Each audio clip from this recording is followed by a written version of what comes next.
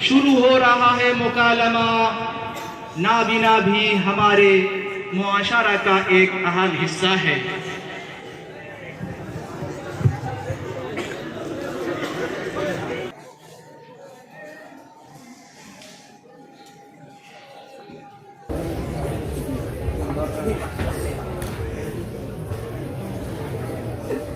अरे शहाबुद्दीन साहब, कैसे हैं आप? जी अल्हम्दुलिल्लाह मैं ठीक हूँ। आप कैसे हैं? हाँ, मैं ठीक हूँ। आपका एक लड़का था, क्या नाम उसका? इरफान। हाँ हाँ, इरफान। इरफान वो कैसे हैं? वो अभी ठीक है, लेकिन उसकी आंखों की रोशनी दिन ब दिन कम होती जा रही है। उसको लेकर मैं थोड़ा टेंशन में हूँ। आपका कुछ हुआ क्या? बहुत परेशान लग रहा है। जी जी जी, क्या बताओ डॉक्टर साहब, आपको शायद मालूम होगा मेरे 4 लड़के हैं। उनमें से बड़ा लड़का को मेरे बहुत मुश्किल से दुकान खोल के दिया है। हाँ। और दूसरा लड़का जो है वो तो एक सरकारी स्कूल में नौकरी करता है। हाँ। लेकिन क्या बताओ डॉक्टर साहब, सभी किस्मत का खेल है। जिन लड़कों को मैंने इतनी मुश्किल से परवरिश की है वो अभी हमें भूल चुका है, और मैं पैरालिसिस की वजह से चाहता भी कोई काम नहीं कर सकता। लेकिन इसीलिए हमारा तीसरा लड़का रियाज को मजबूरन ट्रेन में भीख मांगने के लिए जाना पड़ता है। और इरफान के बारे में तो आपको बता ही दिया। हाँ। बस ये सब लेकर मैं हर वक्त टेंशन में रहता हूँ। टेंशन लेने का कोई बात नहीं है। आप उसको लेकर नेपाल चले जाइए। अच्छा, वहाँ जाकर उसकी आँख के ऑपरेशन कराइए। वहाँ बहुत अच्छा ट्रीटमेंट होता है। अगर वहाँ आँख ऑपरेशन कराएंगे तो वो हम लोगों की तरह देख सकेगा। लेकिन डॉक्टर साहब, ऑपरेशन करवाने के लिए कैसा खर्चा होगा? शायद 70-80 हजार रुपया तो खर्च हो जाएगा। 70-80 हजार? हाँ। ये तो मेरे लिए बहुत मुश्किल है, लेकिन मैं फिर भी कोशिश करूँगा। हाँ ठीक है, आप कोशिश करिए। जी जी ठीक है, मैं आ रहा हूँ। हाँ।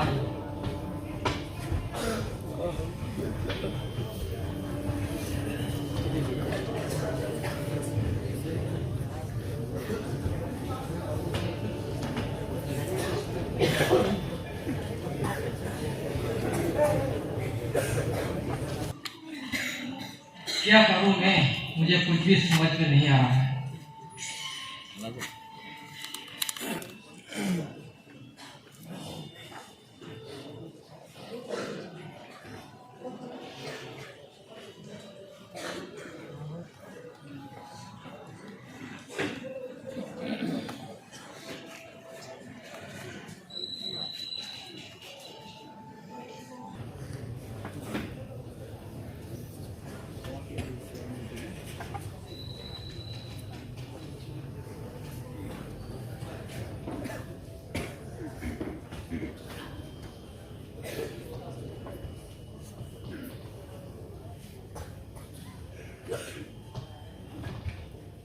बेटा नोमान, बशीर, कहाँ हो बेटे?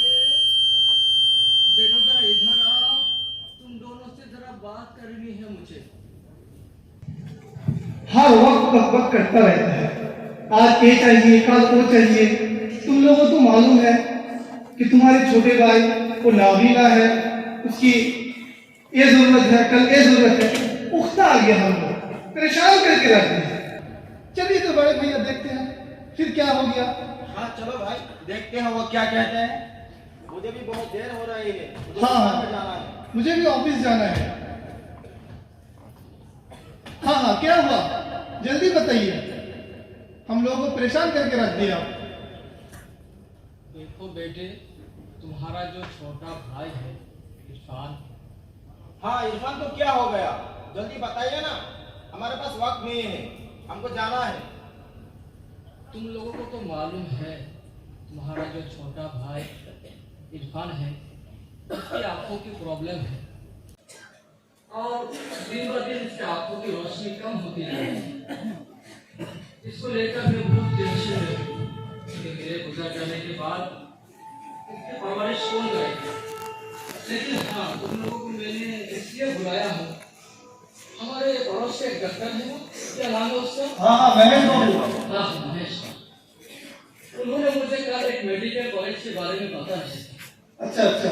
हाँ, उन्होंने कहा अगर आप इरफान के आंखों की ट्रीटमेंट कराएंगे तो उससे आंखों की रोशनी लौट आ सकती है। अच्छा, इससे बुलाया। तो ये अच्छी बात है। तो इसमें हम लोगों को बुलाने की क्या जरूरत है? आपको इलाज करना है, ट्रीटमेंट करना तो चाहिए, आप करेंगे। तो फिर इसमें हम लोगों को बुलाने की क्या जरूरत है? लग रहा है आपको पैसे की जरूरत है। हाँ हाँ, कुछ पैसा तो जरूर लगेगा। तो रखिए रखिए, इसको रखिए। तो ठीक है, हम आते हैं और हमको सर, वक्त क्या लगेगा। हम आपको बर्दाश्त नहीं कर पा रहे हैं, हम उगता गए। लेकिन बेटा फिर क्या हो गया? फिर आपको क्या हो गया? और पैसा चाहिए क्या? लीजिए, या फिर लीजिए। हाँ ठीक है, हम लोग आ रहे हैं। अरे बेटा बात मेरी सुनो पहले। देखो क्या हुआ, फिर क्या हो गया? अरे बेटा कल डॉक्टर महेश बाबू ने मुझे बताया कि इसके आंखों की रोशनी लौटाने के लिए एक बहुत बड़ा ऑपरेशन करवाना पड़ेगा और अच्छा। ऑपरेशन कराने के लिए बहुत खर्चा भी होगा। तो कितना खर्चा होगा? तकरीबन 70-80 हजार। अरे भाई, 70-80 हजार रुपया? इतने पैसे लगाने के बाद इरफान की बीमारी लौट आएगी? इसकी कोई गारंटी नहीं है। खामोखा हम पैसा खर्च करेंगे, ये ज़ाया हो जाएगा। उससे बेहतर यह है कि आप एक काम कीजिए और इरफान को रियाज के साथ भीख मांगने भेज दीजिए। उससे क्या होगा, आपका फैमिली मेंटेन करना आसान हो जाएगा और उसके ऑपरेशन की पैसा भी हो जाएगा। और हम लोग नहीं दे पाऊंगा, इसलिए कि आपको तो मालूम है 2-3 दिन पहले मैं दुकान में सामान लेकर आया और कुछ दिन पहले आपके पीछे बहुत पैसा खर्चा कर दिया और मैं भी नहीं पैसा दे पाऊंगा। और हम लोग को तंग मत कीजिए। हमारा भी खुद का फैमिली है, बच्चों को फीस देना पड़ता है ट्यूशन का, और भी दीगर खर्चा है। ठीक है, हमारे हैं, हमें ऑफिस जाना है और मत तंग कीजिए। हाँ, मैं भी आ रहा हूँ, मुझे भी तंग मत कीजिएगा। रो मत बेटा, एक दिन अल्लाह ताला हमारी मदद जरूर फरमाएगा।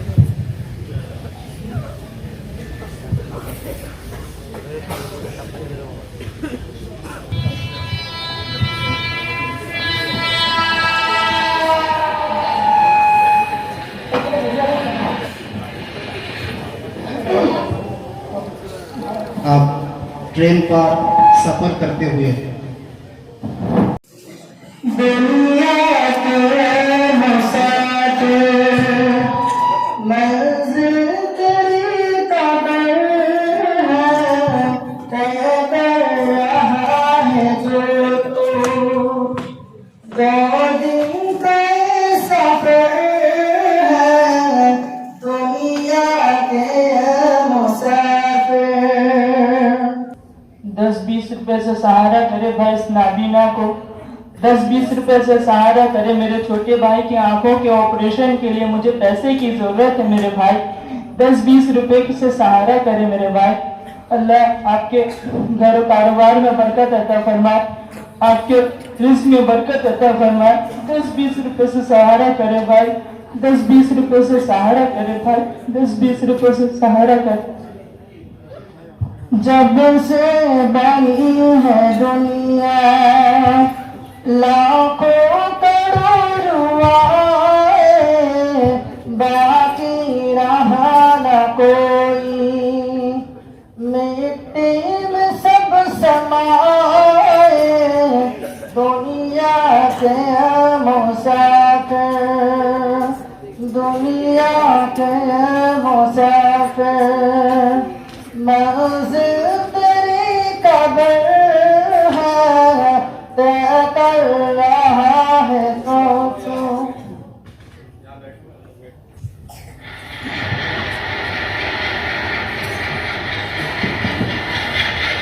बेटा तुम्हारा घर कहाँ है? तुम क्यों भीख मांग रहे हो? क्या तुम्हारा माँ बाप नहीं है? साहब मेरा घर साउथ 24 परगना में है और मेरे छोटे भाई के जन्म के समय ही मेरी अम्मी का इंतकाल हो गया और कुछ दिन पहले मेरे अब्बू को ब्रेन स्ट्रोक हो गया। इसकी वजह से वो कमा नहीं सकते, इसी के लिए मुझे भीख मांगना पड़ रहा है साहब। तो अभी तुम्हारा छोटा भाई क्या करता है? क्या तुम्हारा कोई सहारा नहीं है? साहब, मेरे छोटे भाई को बहुत कम नजर आता है साहब, और डॉक्टर ने कहा जल्द से जल्द ऑपरेशन कराना होगा। अगर ऑपरेशन नहीं कराया तो मेरे छोटे भाई को पूरा वो अंधा हो जाएगा साहब। और मेरे दो बड़े भाई है, एक ऑफिस में जॉब करता है और एक की दुकान है, पर वो मैं नहीं कर सकता। रोमा बेटा रोमा, अल्लाह पर भरोसा रखो, अल्लाह ताला जरूर मदद फरमाएंगे। भरोसा बेटा, इस तरह से भीख नहीं मांगना। अगर इस तरह से तुम दूसरे से मांगता फिरोगे तो लोग तुम्हें जिल्लत की निगाह से देखेंगे। अल्लाह ताला भी इस तरह से मांगने वालों को नापसंद करते हैं। तो मैं क्या करूं सर, मैं क्या करूं? हौसला रखो, अल्लाह ताला इसका जरूर इंतजाम फरमाएंगे और तुमको बड़ा आदमी बनना होगा। इसलिए मैं तुमको एक मशवरा देता हूँ। बर्दवान जिला के मेमारी में एक मेयारी इदारा है। अगर वहाँ तुम्हारे जैसे बहुत सारे भाई पढ़ लिख कर आलिम दीन बन रहे हैं और आंखों से माजूर लोगों के लिए वहाँ खाने पीने, रहने सहने और हर चीज का बहुत अच्छी तरीके से इंतजाम किया गया है। अगर तुम भी चाहो तो वहाँ जाकर पढ़ लिख कर बड़े आलिम दीन बन सकते हो, दीन के खादिम बन सकते हो। सर, अगर मैं वहाँ चले गया तो मेरे परिवार को कौन देखेगा सर? मेरे परिवार को कौन देखेगा? बेटा, थोड़ी दिन मुश्किल और तकलीफ बर्दाश्त करनी पड़ती है, उसके बाद आसानी आसानी। अल्लाह ताला तो के थोड़े दिन के बाद वो मुश्किल दूर कर देंगे। इसलिए तुमको आलिम दीन बनना होगा पढ़ लिख कर। इसमें फायदा ये होगा कि तुम्हारे गांव वाले, तुम्हारे इलाका वाले आज तक तुमको जो जिल्लत की निगाह से देखते थे, कल वही लोग तुमको इज्जत की निगाह से देखेंगे। और तुम्हारा फायदा इसमें और ये होगा कि तुम दुनिया और आखिरत दोनों में कामयाबी मिलेगी। और रही बात तुम्हारे छोटे भाई के इलाज की, तो एक मिनट।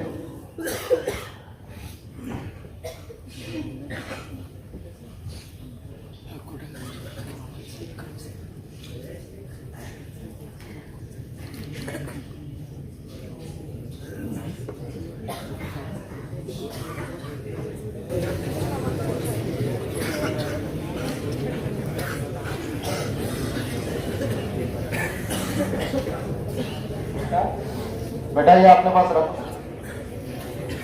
ये लेके तुम्हारे वालिद साहब को दे देना। ये लेके तुम्हारे के छोटा भाई है, जो छोटा भाई के इलाज की जरूरत है, वो तुम्हारे छोटे भाई के इलाज के लिए तुम्हारे वालिद साहब को दे देना। इसके जरिए तुम्हारे वालिद साहब वालिद साहब के छोटे भाई का इलाज करेंगे। और ये रखो, ये कार्ड है, ये भी तुम्हारे वालिद साहब को दे देना। जब भी किसी चीज की जरूरत पड़े तो इस नंबर पर कॉल कर लेना। जहां तक हो सके जरूरत पर पूरी करने की कोशिश करूंगा इंशाअल्लाह ताला। सर, आपको बहुत शुक्रिया सर।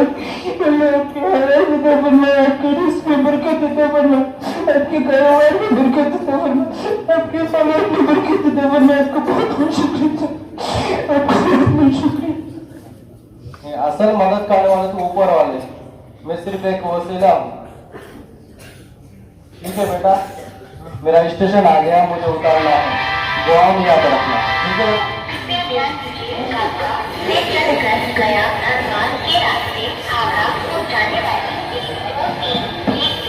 कालका में कुछ समय में साखा संबंधी पर आ रही है।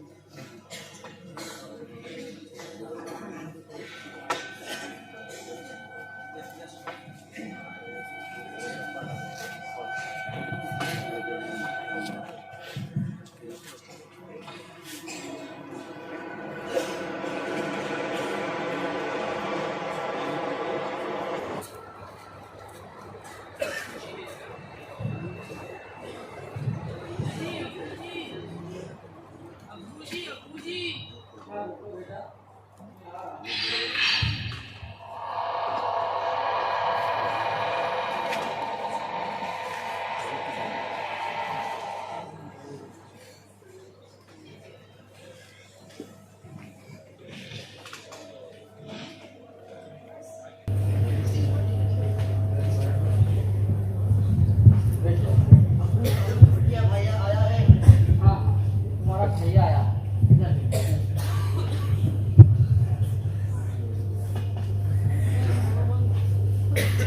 कैसे हो इरफान? तुम्हारे लिए मैं कुछ लाया हूँ, रुक जाओ।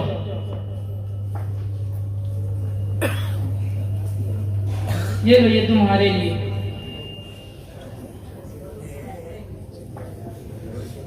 या अल्लाह, मेरा बेटा कब तक भीख मांगता रहेगा?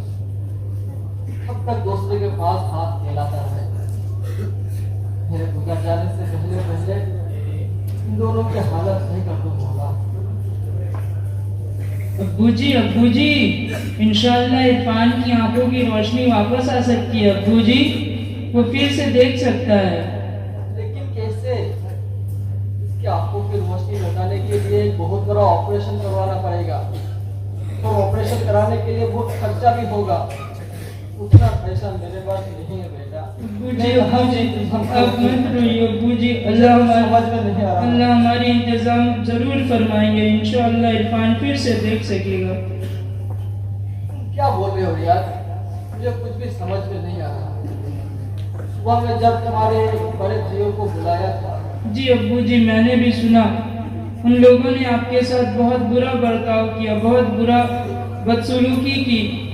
रहने दो यार, अपने बड़े भाइयों के बारे में बुरा भला नहीं कहना चाहिए। वो भी छोटा है, ना समझ है, इसलिए अभी उन दोनों को समझ में नहीं आ रहा। अब्बू जी। हाँ बेटा, ये देखिए।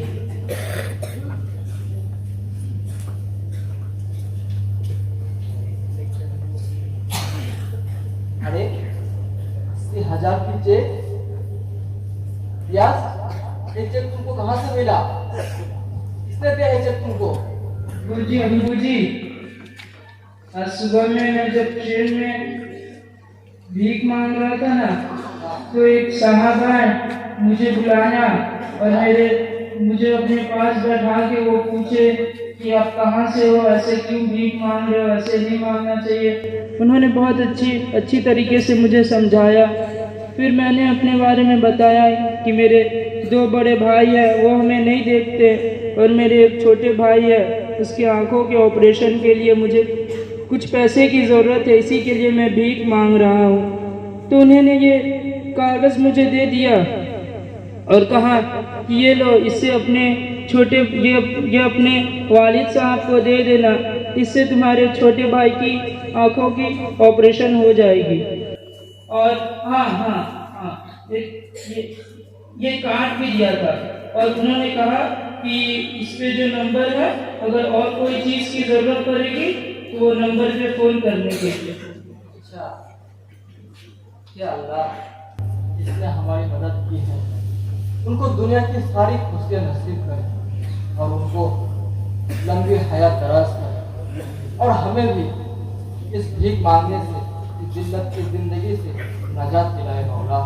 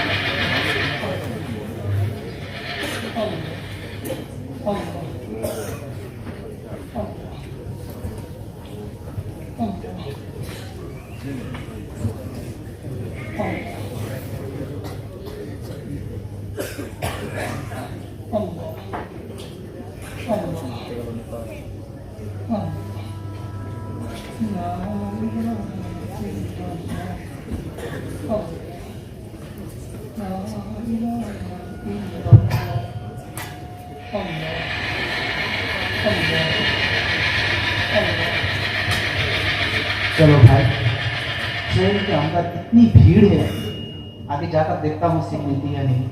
हाँ चलो चलो। अल्लाह अल्लाह, क्या जगह? ला इलाहा इल्लल्लाह, अल्लाह। सब क्या कहते रहते हैं आखिर के अंदर सब। अल्लाह, जैसे लोगों की वजह से हमारा कायदा खराब हो रहा है। चलो बैठते हैं, देखता हूँ। आपको कुछ तकलीफ है? नहीं, परेशानी की कोई बात नहीं है, मगर अफसोस हुआ है आपकी हालात देखकर। किसकी पूजा करते हैं आप, जबकि बड़े बड़े एथेइस्ट लोगों का कहना है कि देयर इज नो गॉड, अल्लाह बोलकर कोई नहीं है।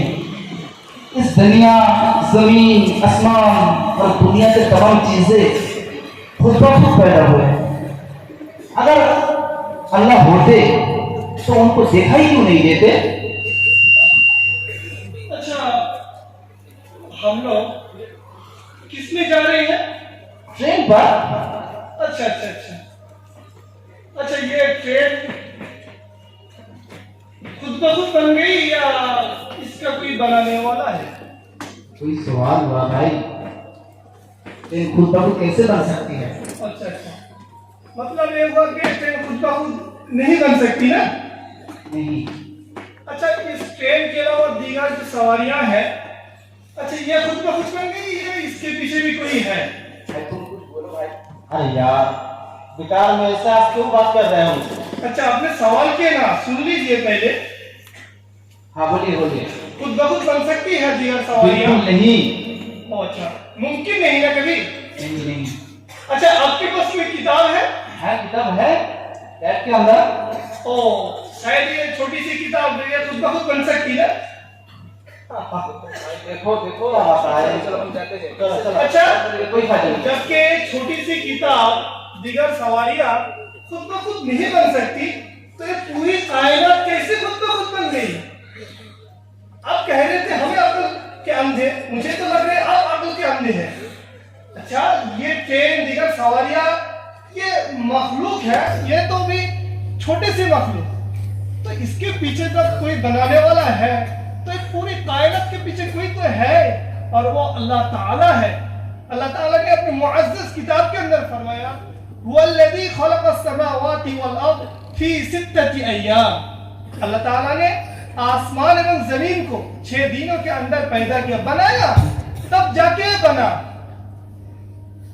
साहब, मैं मान नहीं लिया कि अल्लाह ताला है। मैंने और एक सवाल किया ना। हाँ हाँ, आप और एक सवाल किया। क्या सवाल किए? अल्लाह को दिखती दिखाई क्यों नहीं देते? अच्छा अच्छा अच्छा, आप क्या करते हैं? मैं स्टूडेंट हूँ, पायलट ऑनर्स कर रहा हूँ। माशाअल्लाह, ये अच्छी बात है कि आप तो पढ़े लिखे आदमी हैं, तो आपको तो बहुत ज्यादा मालूमात भी होगा। अच्छा, इस दुनिया के अंदर बहुत सी ऐसी चीजें हैं जिसको हम लोग नहीं देख सकते। मिसाल के तौर पर ये जो हवा चलती है ना, क्या इसको हम देख सकते हैं? नहीं।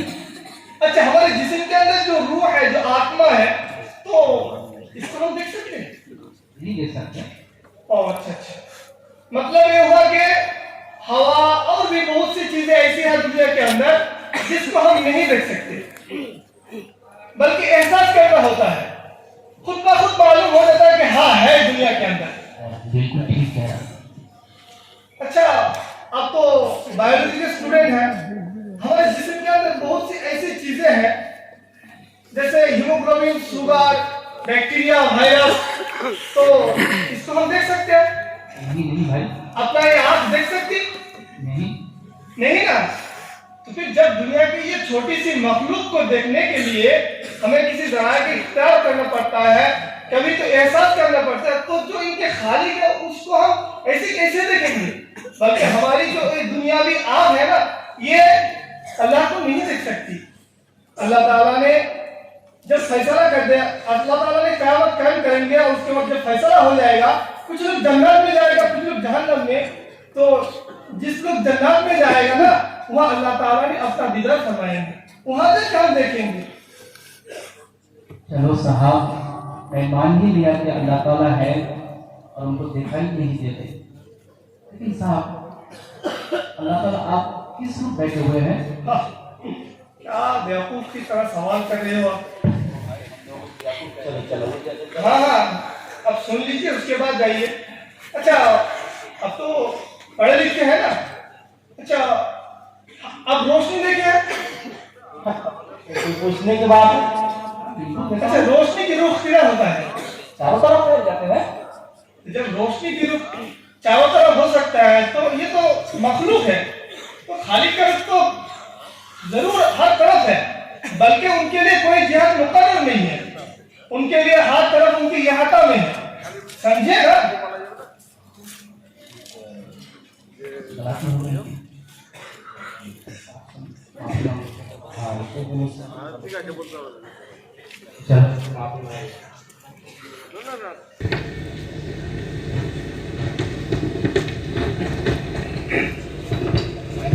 साहब, हमसे गलती हो गई, हमें माफ़ करिएगा।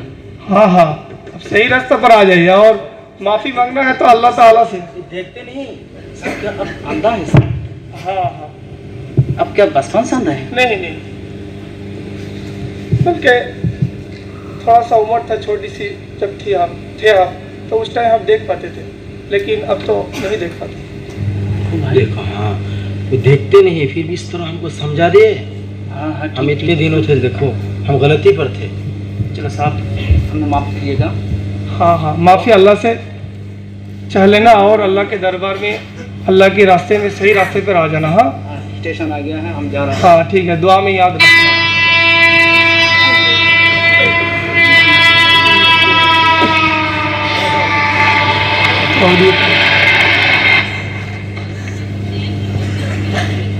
अस्सलाम वालेकुम। वालेकुम अस्सलाम व रहमतुल्लाहि व बरकातुहू।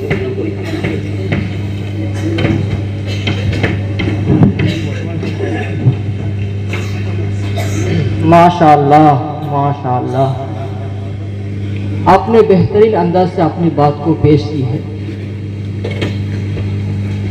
इनके सवाल सुन के मैं तो हैरान हो गया था, लेकिन नहीं, ऐसा कुछ नहीं। जी जी, लेकिन फिर भी आपने उसको सही अंदाज से समझा दिया है। आप एक अंधा इंसान है, मुझे तो पहले मालूम ही नहीं चला। सच में ताज्जुब की बात है, एक अंधा इंसान को भी इतना इल्म हो सकता है। अच्छा, आप कौन हैं? मेरा नाम शहाबुद्दीन है। कहाँ से हो? मैं 24 वगैरह से हूँ। कहीं जा रहे क्या? जी जी जी, मेरा छोटा बेटा उसका नेपाल में आंखों को ऑपरेशन कराने के लिए लेके जा रहा हूँ। और मेरा और एक लड़का है, उसका नाम है रियाज। वो तो बचपन से ही अंधा है, लेकिन साहब मेरा दो लड़का है जो बड़े बड़े हैं, लेकिन वो लोग हम लोगों को अच्छी तरह देखते नहीं। इसलिए मेरा दूसरा लड़का रियाज को मजबूरन जेल में भीख मांगने के लिए जाना पड़ता है। क्या बताऊं साहब, और दुकान को लेकर मैं अभी निकल जा रहा हूँ। लेकिन आप कहाँ से हैं? आप क्या करते हैं साहब? मैं साउथ से सोना के बादशाह का हूँ। अच्छा, हाँ, मैं क्या करता हूँ, इसके पीछे कहानी है। एक वक्त था, मैं भी ट्रेन में भीख मांगा। अच्छा आप भी भिखारी थे? हाँ हाँ, मैं भी भीख मांगा। तो अचानक क्या हुआ, एक दिन ऐसे ट्रेन में भीख मांग रहे थे, तो उस टाइम एक कारी साहब से मुलाकात। तो उन्होंने अपने पास आके कहने लगे कि बेटे तुम क्यों भीख मांग रहे हो, क्या तुम्हारा कोई सहारा नहीं है? तो फिर मैंने उस टाइम कहा कि करी साहब क्या बताओ आपको, मजबूरन ऐसा करना पड़ा हमें, तो हमारी जो मजबूरी थी तो उस टाइम मैंने कहा उनसे। तो फिर करी साहब ने हमसे पूछा, उनसे कहने लगे कि बेटे तुम इसका भीख मत मांगो, बल्कि तुम भी कुछ कर सकते हो, तुम भी कुछ बन सकते हो। तो फिर मैंने कहा कि करी साहब अब मैं तो नाबीना हूँ, तो मैं कैसे बनूं, मैं कैसे कुछ कर पाऊँ? तो फिर करी साहब ने हमसे कहने लगे कि बेटे आज दुनिया बहुत ज्यादा तरक्की याफ्ता हो चुकी है, तुम जैसे बहुत से बच्चे लड़के के लिए आज दुनिया में तालीम का सिलसिला चल रहा है, ब्रेक सिस्टम के जरिए तुम तालीम हासिल कर सकते हो। तो फिर उन्होंने कहने लगे कि बेटे तुम हमारे साथ जाओगे? तो मैंने कहा कि मैं कहाँ जाऊँ आपके साथ? तो फिर करी साहब ने कहा कि एक काम कीजिए, मस्जिद वर्धमान के शहर न्यामारी में एक बड़ा सा इदारा है, बड़ा सा मदरसा है। उस मदरसा में तुम जैसे बच्चों के लिए पढ़ने के लिए एक इंतजाम किया गया हो। आज से तकरीबन 50 साल पहले बंगाल के मशहूर और मकबूल मुकारी जनाब हाफिज गुलाम अहमद मुर्तजा साहब ने उस मसा के बुनियाद रखी थी। उन्होंने जिस तरह दूसरे बच्चों के लिए पढ़ाई का इंतजाम किया, तो जैसे नाबीना आदमी बहुत से है, बच्चे हैं, लड़की हैं, तो बहुत सोच समझ के उन्होंने वहाँ नाबीना बच्चों के लिए पढ़ाई का इंतजाम किया। तो उसके बाद करी साहब कहने लगे कि तुम भी वहाँ अगर जाओगे, दाखिला लोगे, तुम भी वहाँ से कुछ बन पाओगे, तुम भी हाफिज बन सकते हो, तुम भी आलिम बन सकते हो। मैंने सोचा हाँ मुझे भी कुछ बनना है, तो उस टाइम मैंने आज़म मुसम्मम कर लिया कि हाँ मैं भी कुछ बनूं। लोग हमें जिस तरह जिल्लत की नजर से देखते हैं, किस नजर से हटाना है, तो फिर उस टाइम मैंने इरादा कर लिया कि हाँ पैसा पैसा मैं चला जाऊं। तो फिर उसके बाद हमने उनके साथ चले गए उनके मदरसे में, जाके वहाँ एडमिशन लिया, वहाँ से हाफिज बने, आलिम बने। उसके बाद फिलहाल अल्लाह के फजल करम से मैं यहाँ पढ़ा रहा हूँ।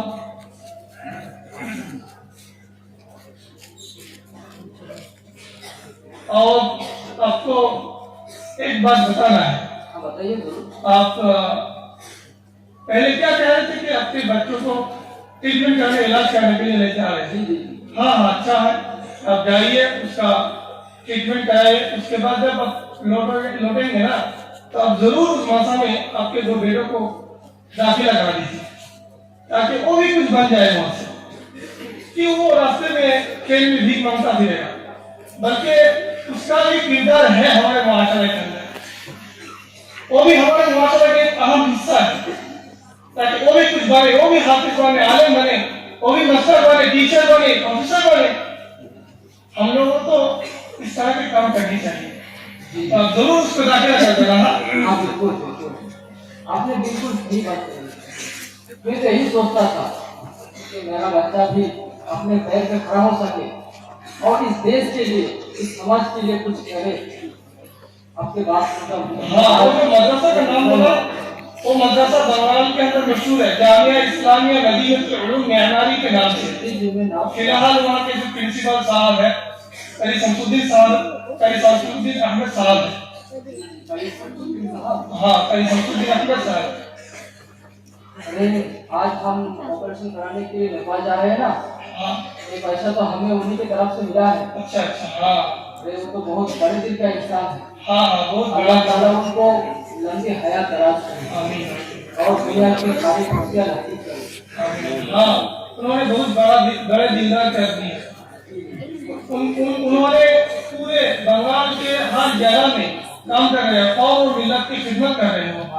अल्लाह ताला उनके हयात तैयबा अता फरमाए और अल्लाह ताला उनसे और ज्यादा से ज्यादा कौम और मिल्लत की खिदमत हाँ मैं आ रहा हूँ, स्टेशन आ गया, मुझे उतरना है। ओके चलिए मैं छोड़ दूँगा आपको। ठीक है, बोलो यार।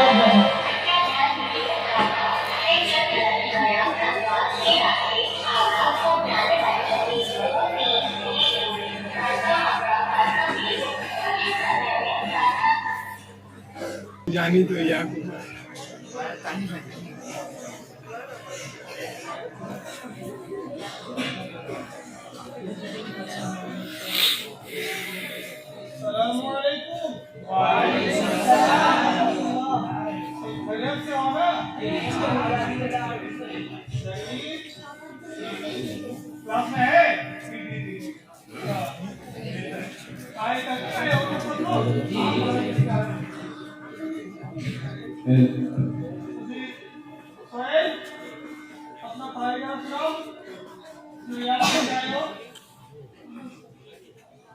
हम लोग जो देख रहा है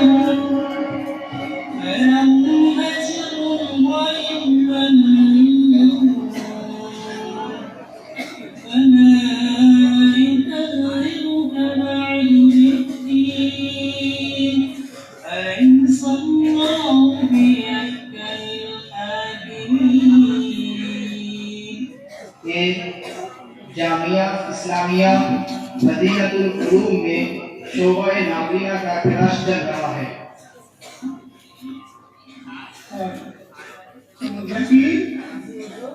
पढ़ाई करते हैं तो ठीक है, तुम्हारा पढ़ाई जो है सुनाऊं।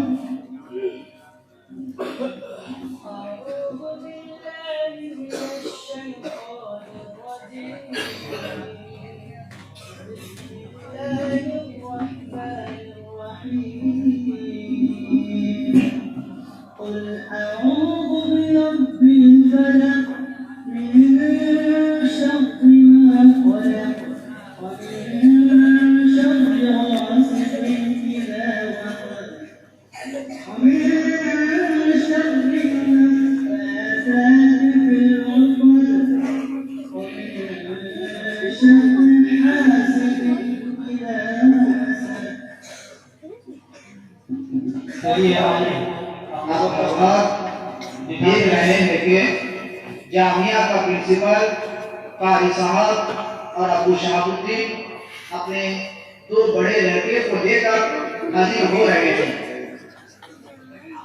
चलिए आइए आप लोगों को हम दिखाते हैं हमारे मदरसा में कैसे बेड सिस्टम से पढ़ाया जाता है। अस्सलाम वालेकुम रहमतुल्लाह।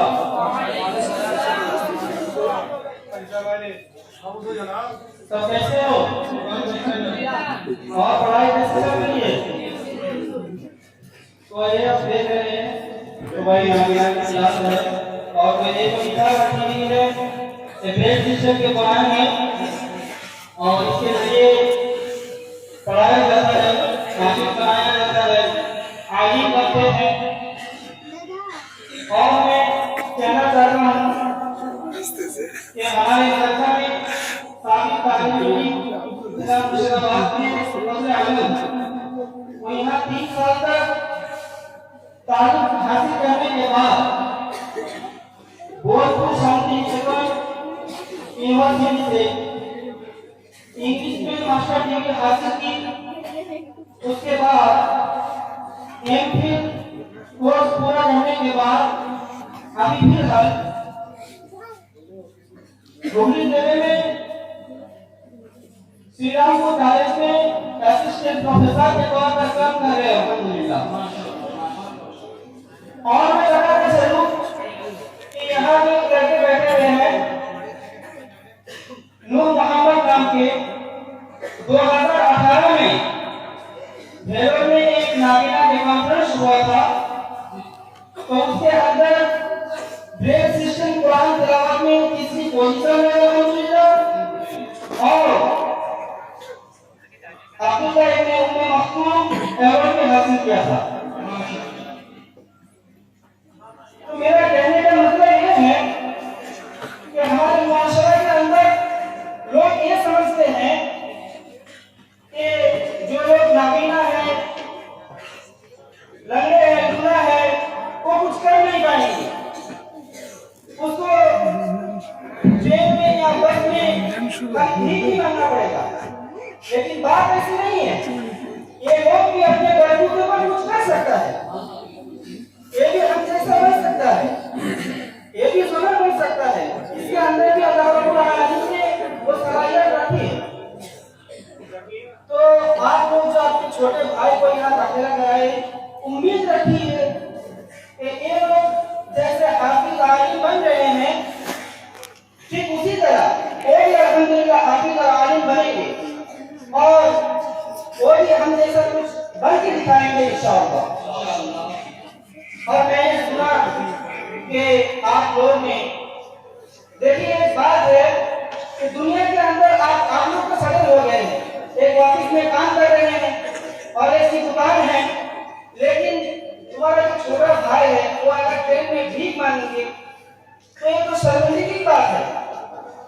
तो कहना मैं ये चाहता हूँ कि तुम लोग भी अपने बाप के साथ जो बदसलूकी किए हो उसके साथ अच्छा बर्ताव करो और अपने छोटे भाई जो है उसके सहारा बनो ताकि वो भी कुछ कर सके, कुछ बन सके, हाफिज आलिम बन सके। जब हाफिज और आलिम बन जाएगा तो तुम लोगों को फख्र महसूस होगा। हमसे गलती हो गई थी, हम माफ कर दीजिए।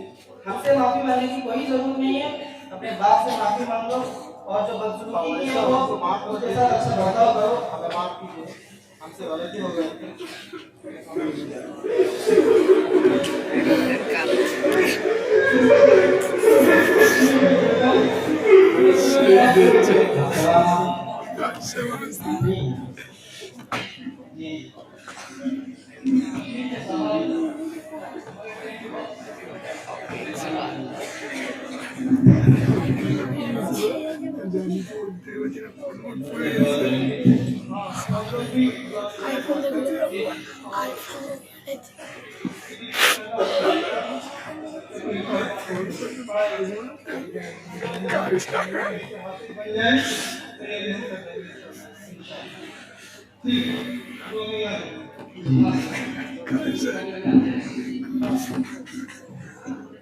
भाई हम आते हैं और कोई जरूरत पड़ जाए तो फोन कर लेना, ठीक है भाई?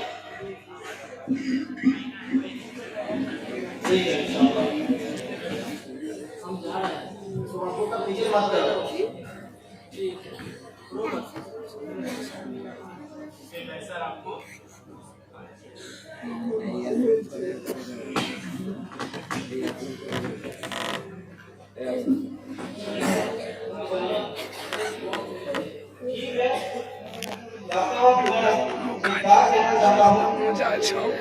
हमारे जामिया में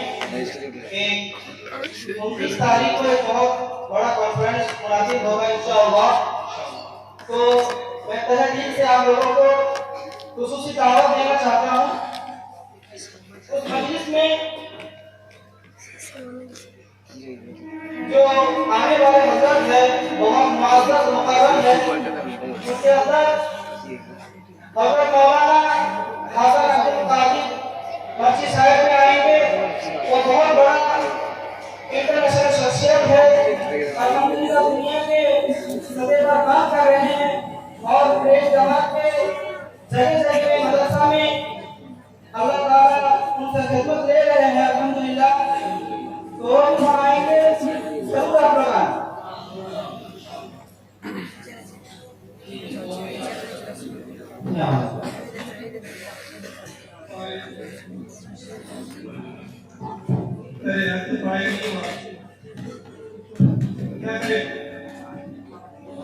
हाँ हसन, चाची को बोलिए डांस सिखाने के लिए, मुझे वो बहुत अच्छा डांस करता है।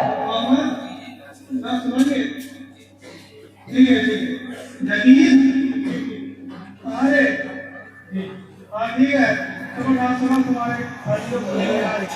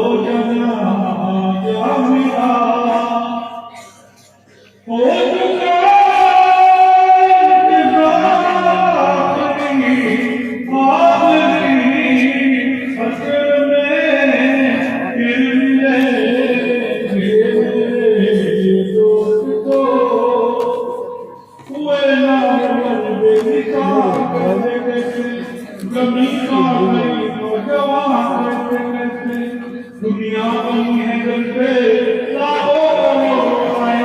बाकी कोई मिट्टी में सब कमाए ये